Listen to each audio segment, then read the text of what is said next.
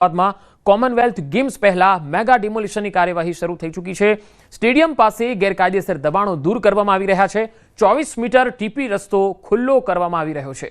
AMC estate વિભાગ અત્યારે કાર્યવાહી કરી રહ્યું છે। અંદાજ પ્રમાણે 30 જેટલા અહીંયા એવા ગેરકાયદેસર સ્ટ્રક્ચર છે જેને દૂર કરવામાં આવી રહ્યા છે। રહેણાંક અને કોમર્શિયલ પ્રકારના આ બાંધકામો પર હાલ ડિમોલિશનની કાર્યવાહી થઈ રહી છે।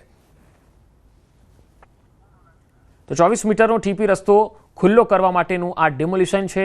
અમદાવાદના સાબરમતી વિસ્તારનો આ દ્રશ્ય તમે જોઈ રહ્યા છો, જ્યાં 30 જેટલા જે બાંધકામો છે જે ગેરકાયદેસર હતા તેને દૂર કરવાની કાર્યવાહી થઈ રહી છે। 24 મીટર ટીપી રસ્તો છે એને ખુલ્લો કરવામાં આવી રહ્યો છે। કોમનવેલ્થ ગેમ્સ પહેલા આ મેગા ડિમોલિશનની કાર્યવાહી થઈ રહી છે। સ્ટેડિયમ રોડ પાસે ગેરકાયદેસર દબાણો છે એ દૂર કરવામાં આવી રહ્યા છે। 24 મીટર ટીપી રસ્તો ખુલ્લો કરવા માટે ડિમોલિશનની કાર્યવાહી ચાલી રહી છે। અહીંયા આશરે એવા ઘણા બધા 30 જેટલા સ્ટ્રક્ચર છે જે ગેરકાયદેસર હતા, ઘણા વર્ષોથી બાંધેલા હતા। ત્યારે મહાનગરપાલિકાએ તેમને નોટિસ આપી અને ત્યારબાદ હવે ડિમોલિશનની કાર્યવાહી હાથ ધરી છે। પોલીસનો પણ અહીંયા બંદોબસ્ત રાખવામાં આવ્યો છે। અંદાજ પ્રમાણે 30 જેટલા એવા સ્ટ્રક્ચર છે જેને દૂર કરવામાં આવી રહ્યા છે। આ સ્ટ્રક્ચરમાં કેટલાક રહેણાંક અને કોમર્શિયલ પ્રકારના બાંધકામો પણ છે જેના પર ડિમોલિશન કરવામાં આવી રહ્યું છે, બુલડોઝર ફેરવવામાં આવી રહ્યું છે। આ તમામ સ્ટ્રક્ચર ગેરકાયદેસર હતા અને ઘણા સમયથી એને દૂર કરવા માટેની નોટિસો પણ મળેલી હતી। 24 મીટરનો આ ટીપી રસ્તો છે એ મનપા દ્વારા હવે ખુલ્લો કરવામાં આવી રહ્યો છે। તો અમદાવાદમાં આ પહેલા પણ અલગ અલગ જગ્યાઓ પર આ ડિમોલિશનની કાર્યવાહી થઈ ચૂકી છે। આપણે જોયું છે કે ચંડોળા તળાવ વિસ્તારમાં પણ આ જ પ્રકારની કાર્યવાહી થઈ હતી અને ત્યાં પણ જે સ્ટ્રક્ચર હતા ગેરકાયદેસર હતા, ઘણા વર્ષોથી હતા, તેને દૂર કરવામાં આવ્યા હતા। ત્યારબાદ હવે સાબરમતીમાં ડિમોલિશનની કામગીરી શરૂ થઈ છે। અહીંયા પણ જે ગેરકાયદેસર દબાણ છે તે દૂર થઈ રહ્યા છે।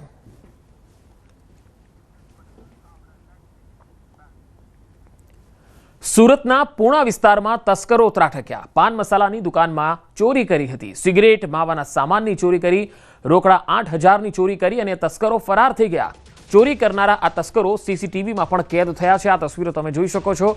પૂણા પોલીસે આ સમગ્ર મામલે હવે તપાસ હાથ ધરી છે। રોકડ 8,000 રૂપિયા ઉઠાવી ગયા। સુરતના પૂણા વિસ્તારમાં તસ્કરોનો તરખાટ જોવા મળી રહ્યો છે। પાન મસાલાની દુકાનમાં ચોરી કરી, સિગરેટ અને માવાના સામાનની ચોરી કરી, રોકડા 8,000 રૂપિયા ચોરી કરી ગયા। આ ચોરીની આ ઘટના સીસીટીવીમાં પણ કેદ થઈ ગઈ છે। પૂણા પોલીસમાં આ સમગ્ર મામલે ફરિયાદ થઈ છે। પૂણા પોલીસ આ સીસીટીવીના આધારે આ તસ્કરોને પકડી લેવા માટે ચક્રો ગતિમાન કર્યા છે। તો સુરતમાં ક્રાઇમ રેશિયો ખૂબ જ વધી રહ્યો છે। ચોરીના બનાવો ખૂબ વધી રહ્યા છે, ક્રાઇમ હત્યાના બનાવો પણ ખૂબ વધ્યા છે, લૂંટફાટના ગુનાઓ પણ વધ્યા છે અને હવે તસ્કરો જે છે એ કેટલા બેફામ બન્યા છે, વધુ એક બનાવ। માહિતી મેળવીશું સુરતથી સંવાદદાતા કીર્તેશ પટેલ જોડાયા છે। કીર્તેશ, તેને લઈને પોલીસ હાલ કઈ દિશામાં તપાસ કરી રહી છે? બિલકુલ, સુરતમાં શિયાળાની શરૂઆત થતાની સાથે તસ્કરોનો આતંક વધ્યો છે। ત્યારે સુરતના સારોલી વિસ્તારમાં આવેલા અંબિકા એસ્ટેટમાં ચોરીની ઘટના બની છે। માત્ર 3 જ મિનિટમાં ચોરીને અંજામ આપી તસ્કરો ભાગી ગયા હતા। દુકાનમાં રહેલા રોકડા, સિગરેટ સહિતનો મુદ્દા માલ, એટલે કે હવે તસ્કરો રોકડા સાથે વ્યસનની વસ્તુ, માવા, સિગરેટની બી ચોરી કરવામાં આવ્યા છે। સમગ્ર ઘટના સીસીટીવીમાં કેદ થઈ છે અને સીસીટીવી સામે આવતા પોલીસે હવે આ મામલે ગુનો દાખલ કરી તપાસ શરૂ કરી છે। જી કીર્તેશ, આભાર માહિતી આપવા માટે।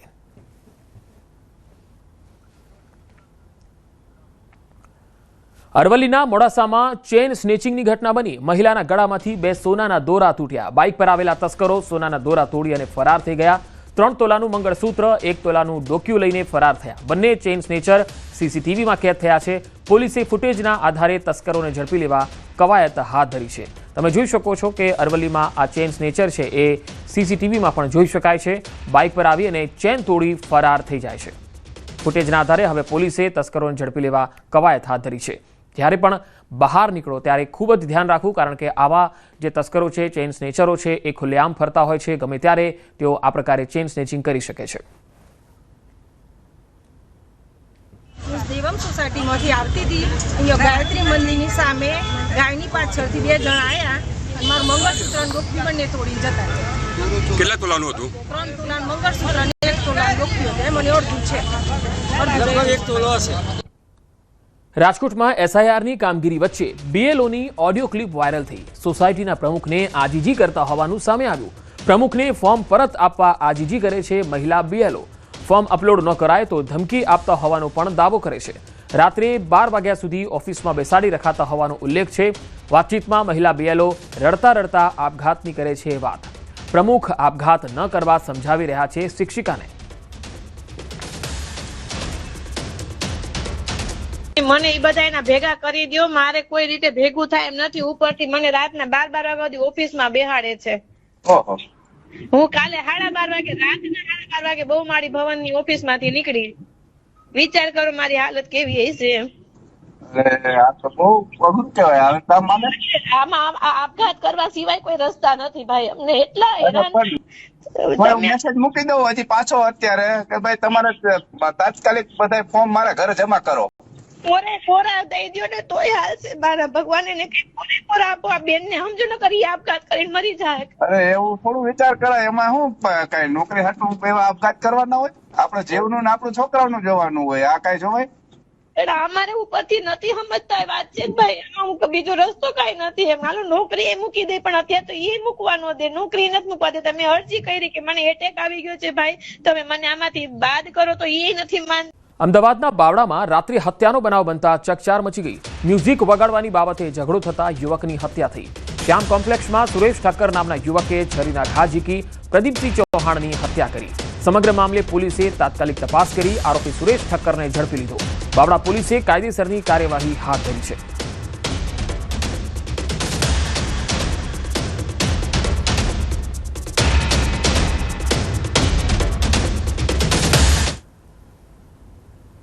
સુરતમાં ક્રિકેટ ગ્રાઉન્ડમાંથી મળી આવી નવજાત બાળકી।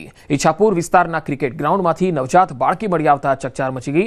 બાળકીનો રડવાનો અવાજ આવતા લોકો અહીંયા દોડી આવ્યા। ઘટનાની જાણ થતાં ઈચ્છાપુર પોલીસ પણ સ્થળ પર આવી પહોંચી બાળકીને સારવાર માટે હોસ્પિટલમાં ખસેડાઈ છે।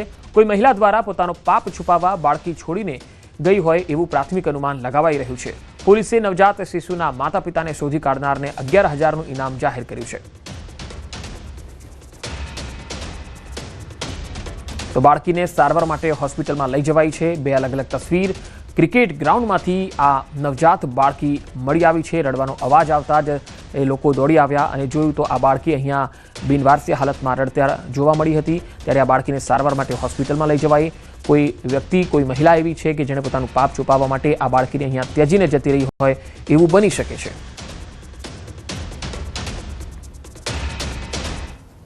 સુરતમાં દિવાલ પડતા 12 વર્ષીય કિશોરનું મૃત્યુ થઈ ગયું। લિંબાયત વિસ્તારમાં આ ઘટના બની। પતંગ પકડવા ગયેલ કિશોર પર જૂની દિવાલ તૂટી પડી। છાતી પર ભારે દિવાલ પડતા ગંભીર રીતે ઘાયલ થયો। સારવાર દરમિયાન કિશોરનું મોત થઈ ગયું। ઉત્તરાયણ પહેલા બનેલી આ ઘટના લાલબત્તી સમાન છે। પતંગ પકડવા ગયેલ કિશોર પર જૂની દિવાલ તૂટી પડી અને ઉત્તરાયણ પહેલાનો આ બનાવ, કારણ કે ઉત્તરાયણને તો ઘણી વાર છે, પરંતુ એક બનાવ આપણે એવો પણ જોયો છે જે દોરી વાગવાથી એક વ્યક્તિ ઘાયલ થઈ હોય અને ત્યારબાદ મૃત્યુને ભેટી હોય, અને આ બીજો બનાવ છે સુરત। हमारे पास फोन आया, आजू बाजू जो पड़ोसी घर बाजू में रूम में रहते हैं, उनका फोन आया कि आपके बच्चे का दीवार गिर गया है, से चोट वोट लगा है, से आप आ जाओ इमरजेंसी में। तो हम जगह पे नहीं गए, हम डायरेक्ट हम हॉस्पिटल है। यहाँ पे आए तो क्या पता चला? यहाँ पे आने के बाद मालूम पड़ा कि बच्चे अब नहीं रह पाए। મહીસાગરમાં દારૂ પીને અકસ્માત સર્જનાર નશીડી શિક્ષકની પોલીસે ધરપકડ કરી લીધી। લીંબડિયા ચોકડી પર દારૂ પીને પૂરપાટ ઝડપે ગાડી ચલાવી અકસ્માત સર્જ્યો। એક બાઇક ચાલકને અડફેટે લઈ ઈજા પહોંચાડી હતી। બાદમાં બાજુની દુકાનમાં ગાડી ઘૂસી ગઈ હતી। નશીડી કાર ચાલકે દુકાનને પણ નુકસાન પહોંચાડ્યું। લોકોએ શિક્ષકને કારમાંથી બહાર કાઢી મેથી પાક ચખાડ્યો હતો। શિક્ષક ચિક્કાર પીધેલી હાલતમાં હતો। કારમાંથી દારૂની બોટલ બહાર કાઢી લોકોએ વિડીયો પણ બનાવ્યો। નશીડી શિક્ષક સંજય નાયક ખાનપુર તાલુકાની માળા ગામની પ્રાથમિક શાળામાં ફરજ બજાવે છે। પોલીસે શિક્ષકનું લાયસન્સ કેન્સલ કરવા આરટીઓને જાણ કરી છે અને કાયદેસરની કાર્યવાહી હાથ ધરી છે।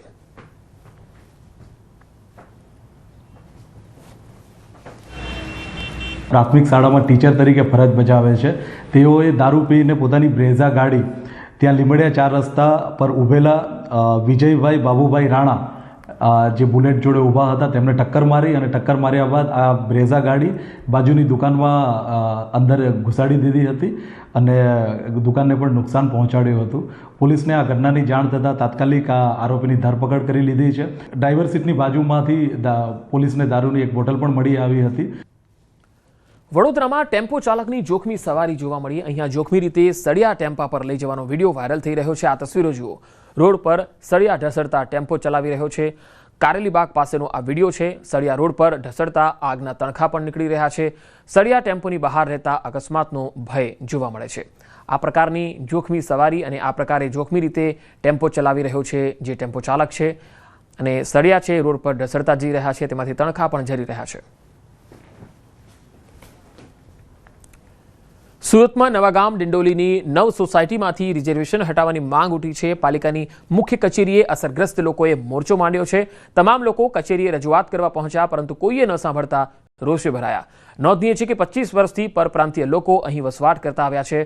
અહીં 2000થી વધુ પરિવારો રહે છે। ગ્રામ પંચાયતથી લોકો ટેક્સ ભરતા આવ્યા છે। આજે પણ પાલિકાને નિયમિત ટેક્સ ચૂકવે છે, છતાં અહીંના લોકોને પ્રાથમિક સુવિધા તો ક્યારેય મળતી જ નથી। બિલ્ડરોને ફાયદો કરાવવા અહીં રિઝર્વેશન મુકાયાનો આરોપ છે। પૂર્વ કોર્પોરેટર સુરેશ સોનવણેએ પણ ન્યાય ન મળે તો આત્મવિલોપનની ચીમકી આપી છે। તંત્રને 31 ડિસેમ્બર સુધીનું અલ્ટિમેટમ આપ્યું છે। જો માગણી ન સ્વીકારાય તો કચેરીએ આમરણાદ ઉપવાસની શરૂઆત કરાશે। મધમસ્ત અધિકારીઓ સત્તાધીશો કોઈને પણ ગણકારતા નથી, કોઈને પણ મળતા નથી, રજૂઆત સાંભળતા નથી કે રજૂઆત પર યોગ્ય નિર્ણય લેતા નથી। અમારી માગણી છે કે 31 ડિસેમ્બર 2025 સુધી આ તત્કાલ અમારી માગણી ઉપર ધ્યાન આપવામાં આવે, રિઝર્વેશન હટાવવામાં આવે, ત્યાં અમારા દસ્તાવેજ કરી આપવામાં આવે। ન્યાય આપવામાં નહીં આવશે તો 1 જાન્યુઆરી 2025થી મહેરબાન કલેક્ટરશ્રીની કચેરી ખાતે અમે લોકો અમારા અનશનની શરૂઆત કરીશું। છોટાઉદેપુરના ગ્રામ્ય વિસ્તારોમાં આવેલી આંગણવાડીઓની હાલત જર્જરિત છે। મકાનોના અભાવને કારણે બાળકોના જીવ જોખમમાં છે। ગોયાવાંટા ગામમાં આંગણવાડી ખાનગી મકાનના પતરાના શેડ નીચે ચાલી રહી છે, જ્યાં બાળકોને જે જગ્યા પર બેસાડવામાં આવેલ છે તે જ ઓરડામાં કપાસ અને રસોડાનો સામાન, ગેસ સિલિન્ડર પણ રાખવામાં આવ્યો છે, જે મોટી દુર્ઘટનાનું કારણ બની શકે છે। જેને લઈને વાલીઓ બાળકોની સુરક્ષા માટે વહેલી તકે સમસ્યાનું નિવારણ લાવવા તંત્ર દ્વારા વહેલી તકે કાર્યવાહી થાય તેવી માંગ છે। છોકરોને એવું છે કે અહીંયા પતરોવાળી શેડ છે, એમાં અડધો કપાસ મૂક્યો છે અને એક બાજુ રસોડું બનાવે છે, એક બાજુ બાળકો બેસાડે છે। અને નવી જ નરેગામાંથી આંગણવાડી મંજૂર થઈ છે। એ આંગણવાડી ચાલુ કર્યા પછી વેન્ડરના ખાતામાં પેમેન્ટ થયા પછી એ વેન્ડરે પેમેન્ટ નથી કર્યું, એના કારણે કામ હમણાં પૈસા વગર તો કશું કામ થવાનું નથી, એટલે કામ બનશે આંગણવાડીનું। જે જગ્યા ઉપર જો આવી કોઈ જોખમી જગ્યા હોય તેમની જોડે પણ ચર્ચા કરીને અમે આગળ પણ આ બાબતે ચર્ચા કરી કે આવી કોઈ જગ્યા હોય તો બાળકોને યોગ્ય સ્થળે વ્યવસ્થિત જગ્યા ઉપર એમને રાખવાના રહે છે। આંગણવાડી અને સીડીઓ પર પીઓ પર જોડે પણ ચર્ચા થઈ છે। નસવાડી તાલુકાના અંતરિયાળ વિસ્તારની અંદર પાપા પગલી કરી જે બાળકોનું ઘડતર માટેની જે વ્યવસ્થા સરકાર તરફથી કરવામાં આવી છે આંગણવાડી, એ જ આંગણવાડીની રિયાલિટી ચેક કરવા માટે ન્યૂઝ 18 ગુજરાતીની ટીમ પહોંચી છે। અને આપ જોઈ શકો છો એક આ ખાનગી મકાન જે શેડની નીચે બાળકો બેસી અભ્યાસ કરી રહ્યા છે। આમ સરકાર કહે છે કે છેવાડાના માનવી સુધી વિકાસ પહોંચ્યો છે, પરંતુ આપ જોઈ શકો છો આંગણવાડીના અંદરના દ્રશ્યો। જે આ ભાડાનું મકાનની અંદર આંગણવાડી હાલ ચલાવવામાં આવી રહી છે। એક તરફ કપાસ મૂકવામાં આવ્યો છે, કપાસની ઉપર લાકડા છે, લાકડાની અંદર આ જે આંગણવાડી જે ઊભી કરવામાં આવી છે અને આપ જોઈ શકો છો કે એક તરફ સગડી એટલે કે અહીં જ અહીં ખાવાનું બનાવવામાં આવે છે, અહીં જ બાળકોને બેસાડવામાં આવે છે। એટલે ચોક્કસથી કહી શકાય કે એક જોખમ જે આપ જોઈ શકો છો કે આ જે જગ્યા જે છે આ જગ્યા ઉપર જ બાળકોને બેસાડીને અભ્યાસ કરવામાં આવે છે। રમતગમતના સાધનો પણ અહીં નહિવત જોવા મળી રહ્યા છે। એટલે આજે નસવાડી તાલુકાના અંતરિયાળ વિસ્તારમાં આવેલું આ ગોયાવાડ ગામ છે, જે આ ગોયાવાડ ગામની અંદર જ્યારે ન્યૂઝ 18 ગુજરાતીની ટીમ પહોંચી ચોંકાવનારા દ્રશ્યો સામે આવ્યા। અહીં આંગણવાડી છે, પરંતુ 2003ની અંદર બનાવવામાં આવી હતી તે જ આંગણવાડી જર્જરિત છે, જેના જ કારણે ભાડાના મકાનની અંદર હાલ ચલાવવામાં આવી રહી છે। પરંતુ કેટલું જોખમ આજે વહીવટી તંત્ર આવા ગામની મુલાકાત લે, કારણ કે અહીં એક જ રૂમમાં કપાસ, સગડી, ગેસનો બોટલ અને આજે બાળકો બેઠા હોય ને કોઈક બનાવ બની જાય તો એની જવાબદાર કોણ? જેના કારણે વહીવટી તંત્ર તાત્કાલિક આવી આંગણવાડીની મુલાકાત લે અને વ્યવસ્થિત આ વિસ્તારના આદિવાસી બાળકોની સુવિધાની અંદર વધારો કરે તે ખૂબ જરૂરી છે। સેજબ ખત્રી, ન્યૂઝ 18 ગુજરાતી, છોટાઉદેપુર। વધુ સમાચારો પર નજર કરીશું, હાલ રોકાઈશું એક વિરામ માટે।